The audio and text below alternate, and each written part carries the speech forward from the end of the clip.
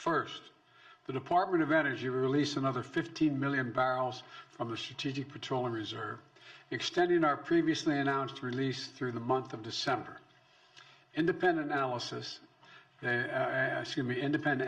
have confirmed that drawdowns from the reserve so far have played a big role in bringing down oil prices, bringing them down.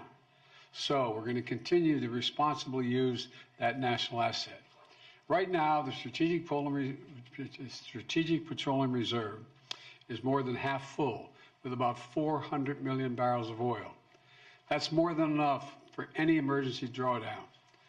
With my announcement today, we're going to continue to stabilize markets and decrease the prices at a time when the actions of other countries have caused such volatility. And I've told my team behind me here to be prepared to look for further releases in the months ahead if needed. We're calling it a ready and release plan.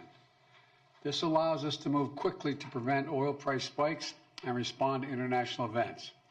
Secondly, we need to responsibly increase American oil production without delaying or deferring our transition to clean energy. Let's debunk some myths here. My administration has not stopped or slowed U.S. oil production. Quite the opposite. We're producing 12 million barrels of oil per day. And by the end of this year, we will be producing 1 million barrels a day, more than the day in which I took office. In fact, we're on track for record oil production in 2023. And today, the United States is the largest producer of oil and petroleum products in the world. We export more than we import, and I've heard from oil companies that they're worried that investing in additional oil production today will in case demand goes down in the future, and they're not going to be able to sell their oil products at a competitive price later. Well, we have a solution for that. Today, I'm announcing a plan to refill the Strategic Petroleum Oil Reserve in the years ahead at a profit for taxpayers. The United States government is going to purchase oil to refill the Strategic Petroleum Reserve when prices fall to $70 a barrel. That means oil companies can invest to ramp up production now with confidence they'll be able to sell their oil to us at that price in the future, $70. Refining and refilling the reserve at $70 a barrel is a good price for companies, and it's a good price for the taxpayers, and it's critical to our national security. To put it in context, since March, the average price of oil has been more than $90 a barrel, the highest since 2014. By selling from the Strategic Petroleum Reserve at the higher price of $90 earlier this year and then refilling it in the future at a lower price around $70, we'll actually make money for the taxpayers, lower the price of gas, and help bolster production, all while totally consistent with my commitment to accelerate the transition to clean energy. So my message to oil companies is this: you're sitting on record profits, and we're giving you more certainty, so you can act now to increase oil production now. The third thing I'm doing is I'm calling on oil companies to pass the savings on to consumers. Consider this: in the second quarter of this year, profits at 6 of the largest producers, publicly traded oil companies, were more than $70 billion. That's $70 billion in just one quarter, 90 days, $70 billion. So far, American oil companies are using that windfall, the windfall of profits, to buy back their own stock, passing that money on to their shareholders, not to consumers. In fact, in the first half of the year, those same companies spent $20 billion buying back their own stock, and most importantly, buying back the most significant buyback in the last almost a decade. That's great if you own a lot of stock in an oil company, or if you're an executive in an oil company. Puts a lot of money in your pocket. That is how you get paid. But it's not the case for the vast majority of Americans paying at the pump. Here's another thing. When the cost of oil comes down, we should see the price of the gas station at the pump come down as well. That's how it's supposed to work. But that's not what's happening. In the past 2 weeks, the price of oil has fallen $4 a barrel. And you think, and thanks in large part to the steps we've taken this year, the price of oil has fallen nearly $40 a barrel since mid-June. That's a 30% drop in the price of a barrel of oil. But guess what? Gas prices haven't fallen that much. And it's not right. Gas prices at the pump should be lower. In fact, if retailers and refiners were earning the average profit they've made over the last 17 years, Americans would be paying at least 60 cents less per gallon for every gallon they buy. Say that again, 60 cents less for every gallon they buy. That makes a big difference in a family.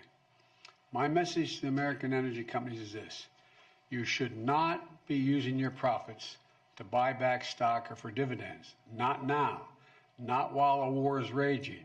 You should be using these record-breaking profits to increase production and refining.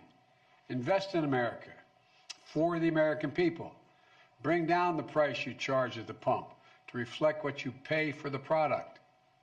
You still make a significant profit. Your shareholders will still do very well, and the American people will catch a break they deserve and get a fair price at the pump as well. One more thing I want to mention today. Our country needs to pass permitting reform to accelerate the development of clean energy.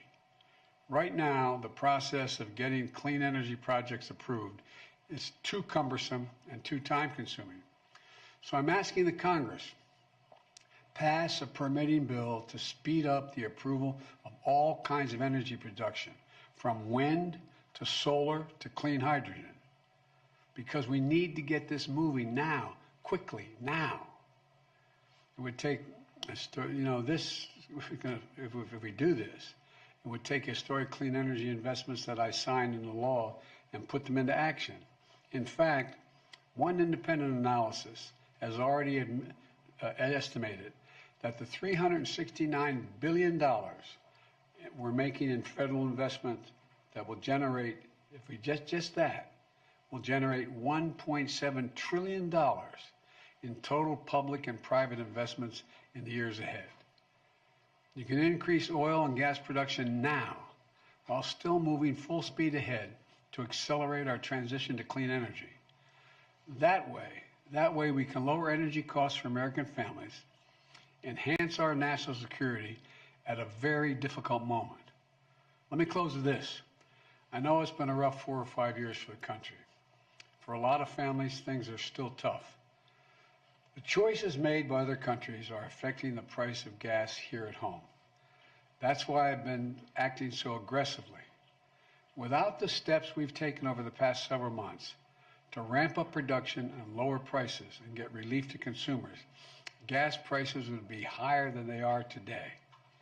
And we'll keep doing everything we can to keep it going, to ensure that our energy independence and security is available, and to lower gas prices here at home, and to give folks a little bit of breathing room.